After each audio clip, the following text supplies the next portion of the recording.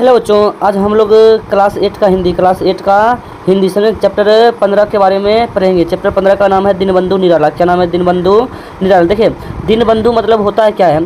जो दीन दुखियों के, जो गरीब लोग हैं, जो बेसहारा लोग हैं, उनकी सेवा सत्कार करना। जो गरीब लोगों को देख रेख करता है, सेवा सत्कार करता है, उससे कहते हैं दीनबंधु निराला। आज इसी के बारे में पढ़ेंगे और पूरे डिटेल से इसका भी पार्ट को समझेंगे। और उसके बाद इसका जो पार्ट 2 आएगा, इसका क्या आएगा? पार्ट 2 आएगा, तो हम इसका क्वेश्चन आंसर आपको करवा देंगे। समझे? अब आइए स्टार्ट करते हैं इस चैप्टर को। आप क्या करते हैं? स्टार्ट करते हैं। देखिए, सबसे पहले कहा कि आधुनिक काल के बेहद प्रतिष्ठित कवि सूर्यकांत त्रिपाठी निराला पर, मतलब इस सूर्यकांत त्रिपाठी निराला पर लिखी गई यह जीवनी एक संवेदनशील साहित्यकार के सरोकारों और संघर्षों को प्रकट करती है। मतलब कि एकदम संवेदनशील को प्रकट करती है। समझे? निराला के व्यक्तित्व और जीवन के अनेक अनछुए पहलुओं का उद्घाटन करना पाठ का उद्देश्य है। मतलब निराला क्या है, नहीं है, क्या करता है, नहीं करता, उनके हर एक पहलू को इस पाठ में बताया गया है। समझे? अब आइए देखते हैं इस पाठ को। कहता है कि महाकवि रहीम के प्रसिद्ध दोहे की यह पंक्ति महाकवि निराला पर सटीक बैठती है।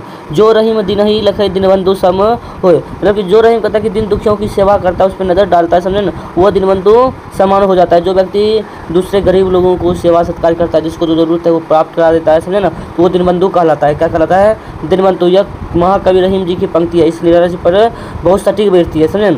अब कहता है कि निराला सचमुच ही दोनों दिनों को ही बराबर लगते थे और इन्हें लगते लगते वह भी दीनबंधु के समान हो गए थे। मतलब गरीब दुखियों के साथ रहते रहते, उनका सेवा करते करते वो भी गरीब दुखियों की तरह हो गए थे। समझे ना? अब कहता है कि दीनबंधु के समान ना हुए होते तो समस्त हिंदी संसार में आज उनकी जैसी लोकप्रियता दिख पड़ती है, वैसी आजकल किसी साहित्य को नहीं दिख पड़ी है। समझे?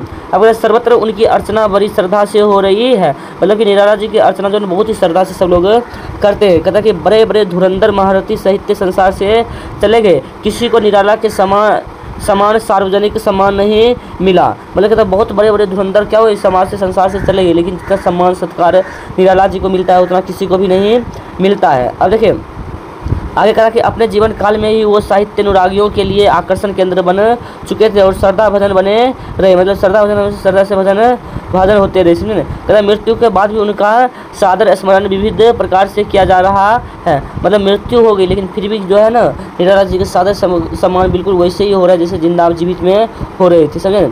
अब देखिए आगे क्या कहता है। कहता है आगे, यह उनके पुण्य आचरण का ही प्रभाव है। पुण्यशील के पास सब विभूतियाँ अपने आप ही आ जाती है। जब इसका ऑब्जेक्टिव कराएंगे तब यह आएगा। समझे? कि पुण्यशील के पास सभी विभूतियाँ अपने आप ही आ जाती है। समझे? तो दीनबंधु से बढ़कर पुण्यशीलता और ही क्या है? मतलब गरीब दुखियों की सेवा करना, इसमें बहुत सारा पुण्यशीलता मिलता है। वही कहता है कि पुण्यशील व्यक्ति के पास सभी विभूतियाँ अपने आप ही आ जाती है।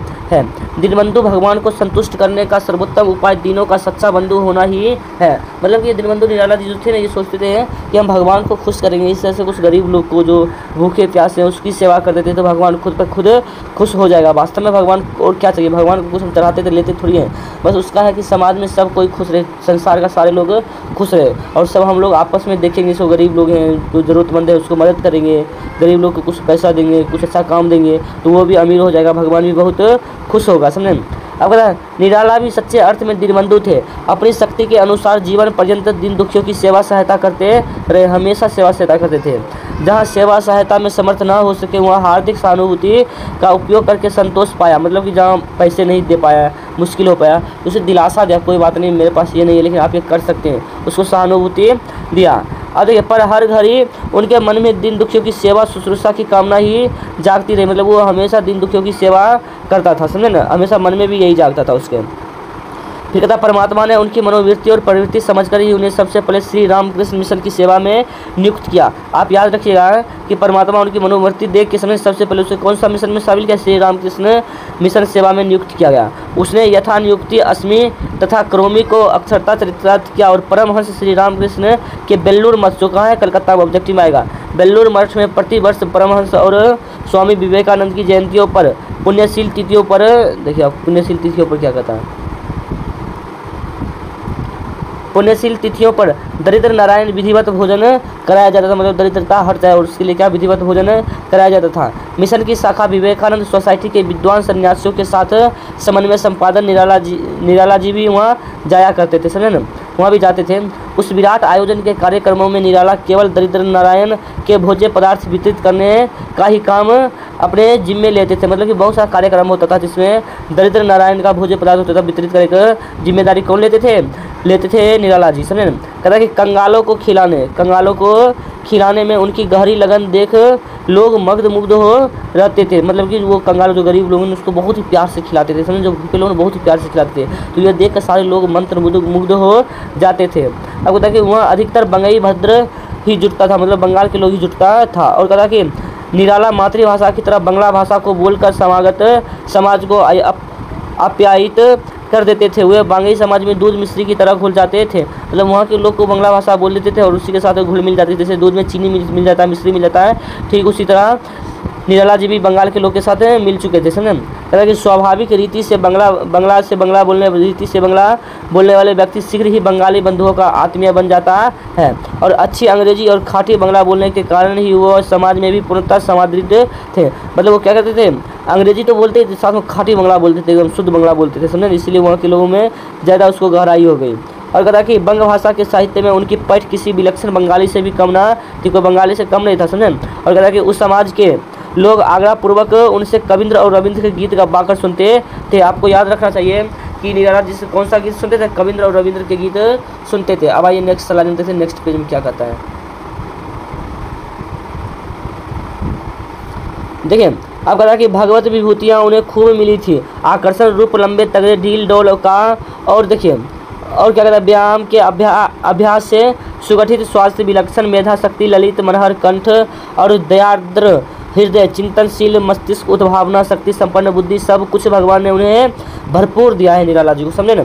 बड़ी बड़ी सुहावनी लुभावनी आंखें भी दी है, दमकती दारिम और दसनावली, घुंघराली अलकावली, लघु मुखर विवर, पहले पतले पतले अधर, पतली पतली बाकी अंगुलियां, प्रशस्त बक्ष स्थल, हर तरह से सृजनहार ने उन्हें संवारा था, मतलब जितना भी इंसान में होना चाहिए खूबी, वो सारा खूबी किसके पास था, निराला जी के पास था। भगवान ने लगता है इसे फुर्सत से बनाया होगा, समझे ना, बहुत फुर्सत से बनाया होगा। अब कहता कि जिस मंडली में बैठ जाते थे वे अपना उसे व्यक्तित्व से जगमगा देते थे, उनकी जुल्फे टकटकी बांध लेती थी, कविता पाठ की भाव भंगी श्रोताओं के हृदयगत भावों को उद्दीप्त कर देती थी। और मतवाला मंडल कलकत्ता में एक बार एक धनी मानी बांगे परिवार ने उनसे विवाह का प्रस्ताव भी मतलब ही आया था, पर वह तो एक पत्नी व्रत थे, मतलब पत्नी नहीं करने, शादी ब्याह करने वाले नहीं थे। उनके पास एक युवती छात्राएं भी साहित्य उद्देश्य से आती थी, छात्र भी आते थे, फिर वे किसी छात्रा से वार्तालाप करते समय आंखें बराबर नहीं करते थे, मतलब किसी बात भी करते थे आंखें बराबर नहीं करते थे। अगर कामनी कंचर का त्याग करके वे गृहस्थ आश्रम में ही सन्यासी बने रहे, यदि उन दिनों मोहक पदार्थों के प्रति देखिए क्या करता है, प्रति सुख भोगों की वासनाएं उनकी पत्नी के साथ ही विलीन हो गई। कंचन की कामना कभी उनके भीतर झांकने भी ना, मतलब कंचन की कामना उसके मन कभी भीतर नहीं आई, और द्रव्य के लिए उनका करतल प्रवाह क्षेत्र मात्र था। द्रव्य संचय उनका ध्येय कभी रहा ही नहीं। धन उनके पास अतिथि के समान अल्प अवधि तक ही टिकने आता था, मतलब कि मान लीजिए कि निराला जी के पास 10,000 रुपये तो बस वो 1 से 2 दिन के लिए आया, समझे, उसका तुरंत गरीबों में बांट देता था, उससे कुछ ना कुछ खाने के लिए दे देता था। अगर 1000 आया तो 1,500 का चिट्ठा पहले ही तैयार हो जाता था, मतलब कि निराला जी पहले सोचते थे कि अगर 1,000 रुपये आए तो 1500 रुपये खर्चा का चिट्ठा बनाते कि इसको देना है, ये करना वो करना है, और वो 1500 के आसपास पड़ जाता था।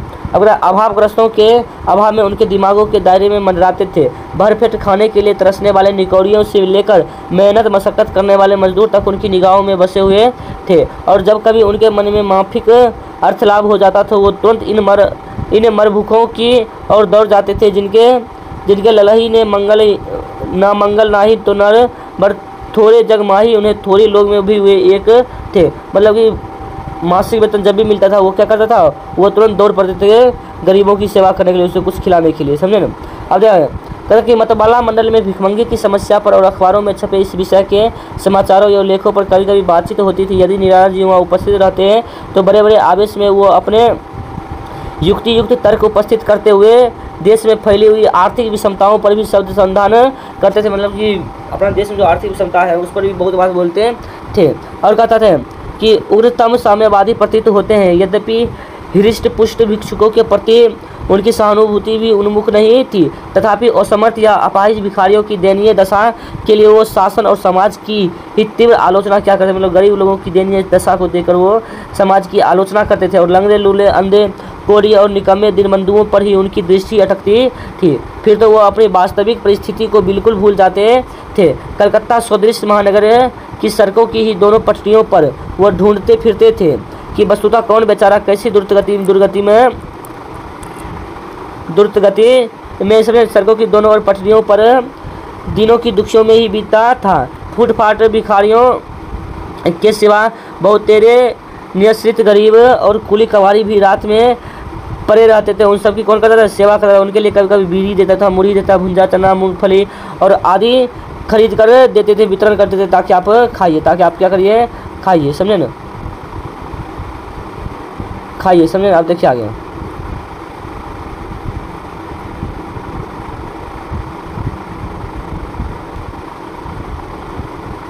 तो देखा गया कि बड़े बड़े सेठ घनघोर रात में भी उन पटरियों पर गुजरते थे, पर कहीं कहीं 2-4 पैसे फेंकने वाले ही दिख जाए निराला की तरह उन दिनों की आत्मीयता स्थापित करने वाले ढूंढे भी नहीं मिल सकते थे। वे महानगर में नाना प्रकार के मनोरंजन के साधन है, क्यों उन्हें उपलब्ध करने के लिए निराला के पैसे की कमी थी, किंतु उनका मनोरंजन तो दीन दुखियों को सुख पहुँचाने से ही होता है। कोई मित्र उन्हें सिनेमा थिएटर भले ही ले जाए, उनके पैसे तो भूखे रूखे गरीबों की सेवा में लगने पर ही सार्थकता समझते थे। देखिए कहा कि उस नगर में ना बड़े बड़े सेठ आते थे, इसमें वो भले 2-4 रुपये पैसे फेंक देते थे ट्रेन की पटरियों पर, समझे, जो गरीब लोग लेते थे, लेकिन कभी निराला की तरह गरीबों की सेवा नहीं करते थे, समझे ना। ये उसके महानगर में तरह तरह के सिनेमा करते देखने वाले हैं, वहाँ ये अपने मित्र को नहीं ले जाते थे। ये सोचते थे कि हमारी सार्थकता तो है गरीब लोगों की सेवा करना, उसको खाना खिलाना, समझे ना, और थिएटर दिखाना नहीं होता है, समझे। अब देखिए आगे क्या कहता है। निराला केवल शहरों या बाजारों और स्टेशनों के अंदर मिलने वाले दिनजनों पर ही ध्यान नहीं देते थे, वे अपने गांव और पड़ोस के सभी गरीब रिश्तों की सहायता का भी ध्यान रखते थे। उनके गांव और जिलों के भी कई आदमियों उनकी उदारता और दानशीलता की कहानी सुनकर उनके पास आ धमकते थे। अतिथि भी उनके विचित्र भांति के होते थे। परिचित और कुटुंबियों के अतिरिक्त ऐसे लोग भी कलकत्ता तक दौड़ लगाते उनके पीछे करते थे, मतलब उनके पीछे बहुत लोग करते थे। वो अपने शहर में नहीं, अपने गांव में आके गरीब लोगों को आस पड़ोस में जो भी उनकी सेवा सत्कार करते थे, से किसी न किसी प्रकार का लगाव जोड़कर उनसे शील सौजन्य से लाभ उठाते थे, समझे ना। भोजन के सिवा कपड़े जूते की मांग तो होती थी, लेकिन चलते समय यह राह खर्च की फरमाइश भी होती थी। बताइए, राह चलता उसका भी फरमाइश होती थी। देखने वाले को भले यह नागवार मालूम होता, ऊपर निराला की शक्ति भंग नहीं होती थी। उनकी शांति तो तभी भंग होती थी जब किसी ज़रूरतमंदों की मदद नहीं कर सकते थे। किसी आदमी को अपने से अनुचित लाभ उठाते देखकर भी उन्हें धैर्य का ठेस नहीं लगती थी, मतलब कि गलत तरीके से भी उठा लेता था तो उसको कभी ठेस नहीं पहुंचा था, समझे ना। और कहता कि दूसरों के अभाव को अपने ऊपर ओढ़ लेने से भी उनका शांत गंभीर हृदय कभी विचलित नहीं होता था, समझे ना। और अगर कोई कहता भी था कि आप इतने खटरा क्यों पालते हैं, ऐसे परमुंडे फलहाल करने वाले को टकराया कीजिए तो मुस्कुराकर ही रह जाते थे और उनसे भला सीख कौन दे सकता था। वह स्वयं ही नीति और धर्म के मर्मज्ञ व्यक्ति थे। उन्हें कोई कहता कि आप काहे बेफजूल के खर्च करते हैं, आप मत करिए, इसमें कोई कुछ नहीं रखा है, समझे ना। तो वो बस मुस्कुरा देते थे, समझे ना। वो समझते थे कि कोई बात नहीं, हम करते तो दूसरे को दिक्कत तो होबे करेगा, समझे। अब देखिए आगे क्या कहता है। कहता ये विशेषता निराला में ही देखी गई है। वो अपनी आवश्यकताओं को भुलाकर दूसरों की आवश्यकताओं को दूर करने के लिए परेशानियां और कठिनाइयां झेलने में अधीर नहीं होते थे। उन्हें अपने खाने पीने या कपड़े लत्ते का भी कोई चिंता नहीं हुई। अच्छा कपड़ा जूता भी ही दिनों तक उनके पास टिकता था, मतलब अच्छा कपड़ा खरीदता था, जूता खरीदता था, कुछ ही दिनों तक उसके पास टिकता था, समझे। अब कहता है तोशक रजाई तक किसी को दे डालने में तनिक हिचक ना होती थी। उनके पास पूंजी रह पाती थी और ना कभी कपड़े या रुपए पैसे रखने के लिए ट्रक या बक्स ही खरीदा थे। अब कहता कि गद्दे या लियाप की परवाह न करके पैसे जैसे तैसे सो रहे और उतने ही में आराम से दिन गुजर गए। सुंदर पलंग या शानदार कुर्सी मेज की कभी कामना ही नहीं हुई, मतलब कि निराला जी कभी भी सुंदर कुर्सी, सुंदर पलंग, सुंदर रजाई तोशक का कभी कामना ही नहीं किया। वो हमेशा गरीबों की देख रेख करता था, समझे ना। अब देखिए कहता कि जिस कमरे में रहना है उनकी सजावट का भी कभी सपना भी नहीं देखा होगा कि मैं अपने कमरे को सजाऊंगा। यद्यपि उन्होंने मतवाला संपादन के अरिवल स्नेह के प्रसाद स्वरूप अच्छे से अच्छे कपड़े और तेल फुलेल तथा खान पान का सुख अच्छी तरह भोग लिया है, तथापि अपनी कमाई के पैसे से कभी भोग विलास की सामग्री नहीं बेचा। मतलब वे अपने लिए कभी तो भोग विलास की सामान कभी अपने पैसे से खरीदे ही नहीं, समझे ना, हमेशा दूसरों की सेवा करते रहे। अब आइए आगे देखते हैं आगे क्या कहता है। आगे कहा, तथापि अपनी कमाई के पैसे से कभी भोग विलास की सामग्री नहीं बेचाई। कलकत्ता छोड़ने पर वे जब लखनऊ और प्रयाग में रहे तब भी मस्त मौला फकीर की तरह ही जीवन यापन करते थे। सोचिए, कलकत्ता छोड़ दिया, लखनऊ प्रयागराज आ गए, लेकिन फिर भी अपना जीवन वैसे ही जीते थे, समझे। जहाँ कभी रहे आसपास के दुकानदारों को महंगा दाम देकर निहाल कर दिया। इसके तांगे भी उनकी दरिया दिली से, मतलब कि दुकानदार जितना रुपये से मांग देते थे ना, ये उतना रुपये दे के एकदम दरिया दिली दिखाते थे, समझे ना। कौन? निराला जी। देखिए, आपको परिचित थे और उन्हें देखते ही दूसरों के साथ तय क्या हुआ था कि भाड़ा छोड़कर सागरा बिठा लेते थे, और अड़ोस पड़ोस के गरीब उनसे इतने अधिक उपकृत रहते थे कि उन्हें राह चलते आशीषने लगते थे। और देखिए, उन्हें चलते असीजने लगते थे। याचकों के लिए कल्पतरु थे, वो याचकों के लिए जो मांगते थे ना उसके लिए कल्पतरु थे, समझे। अपने मित्रों के लिए मुक्त हस्त दोस्त प्रहस्त थे।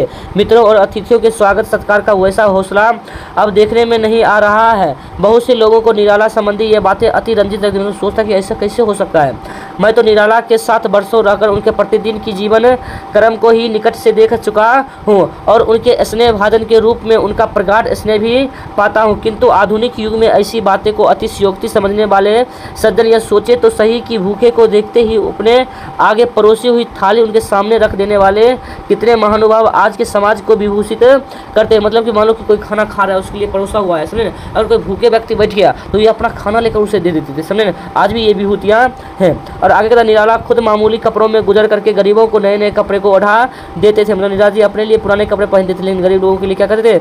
नए कपड़े देते थे।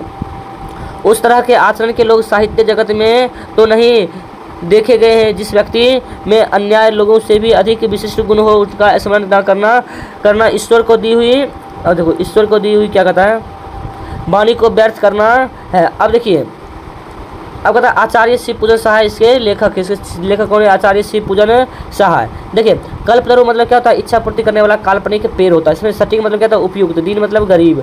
समस्त मतलब संपूर्ण। सर्वत्र मतलब सभी जगह। अर्चना मतलब प्रार्थना। सम्मान मतलब प्रतिष्ठा। सम्मान मतलब क्या कहिएगा? प्रतिष्ठा। और आगे देखिए, प्रभाव मतलब असर होता है। आप या ईत मतलब प्रसन्न होता है। तुप्त मतलब संतुष्ट हो। तृप्त मतलब संतुष्ट होता है। बेसहाना मतलब खरीदना या एकत्रित करना। अधर मतलब ओट। सृजनहार मतलब ईश्वर। वार्तालाप मतलब बातचीत। विलीन मतलब समाप्त।